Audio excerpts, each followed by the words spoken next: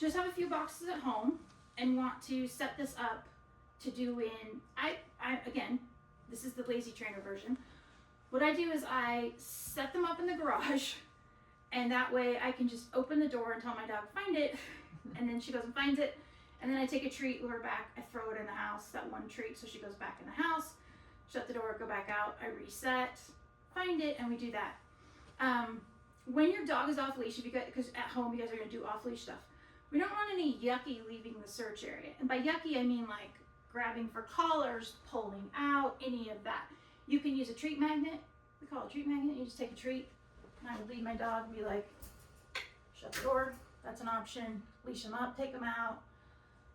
Just don't want to have any yuck there. You know the yuck I'm talking about, where you're just kind of like having a battle.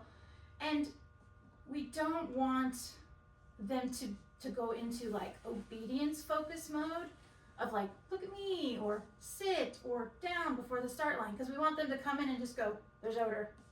Where's the odor? Just let me go, I'll go find it. Versus sits or downs or any of that stuff, or when we're removing them too, again, don't really want that kind of obedience focus. Want them that driving mind that I'm gonna get to the thing. So you guys can do a similar thing, couple boxes. I think if you're alone, depending, so a couple of you, I would recommend the ones that I had the treats preset and I didn't add to your boxes, I would do the same thing at home. I would have them preset, open the door. Somebody like Emily and Ziggy who totally get the game. You go home with Acorn and Mocha too, they're gonna be much more chill. You can probably just preset them and let them out. If they're like, what the hell are we doing here? I don't understand this game. Why are there boxes in my garage? This is so weird. Then I might just go and like kind of drop a treat and walk by. Oh, okay. So they're like, oh, that's the game we're playing. We just don't want to get in a whole like, am I going to get a treat or are you going to throw it in the box?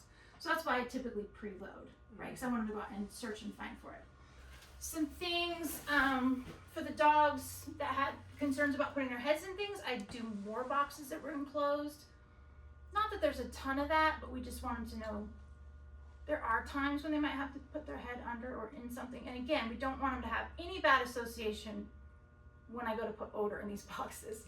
So we want all the, if there's any yucky feelings, it's just going to get a treat. And the potential yucky feelings, right, is like, I pair this with odor, someone sticks their head in, their collar's caught, and it goes and pulls, and they're like, Birch is stupid.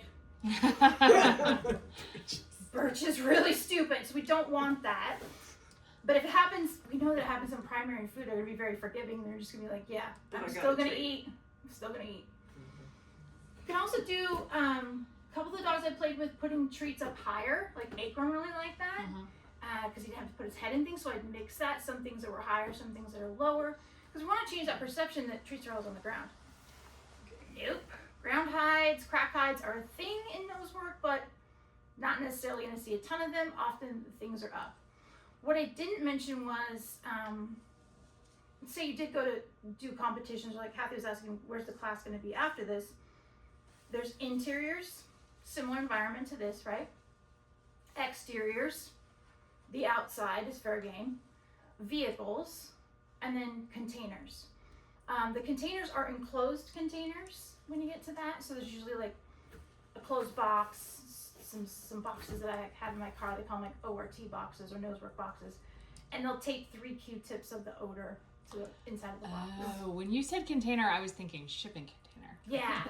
Oh, I've done a shipping container. That's fun too. Okay. Yeah. So that's not what you mean by container. Yeah, you mean containers like a are typically these like little white brochure mailer boxes, or sometimes they're little tool boxes or tins, and as you get more advanced, there may or may not be food in those containers. That's distracting. So containers Yeah. are really challenging, right? And they also, some dogs I think find them a little boring, some dogs like to paw, we don't want to paw, so like in our next class we're going to put the containers up high so that the dogs don't have a chance to paw, that they'll just hopefully just alert without any of the pawsiness.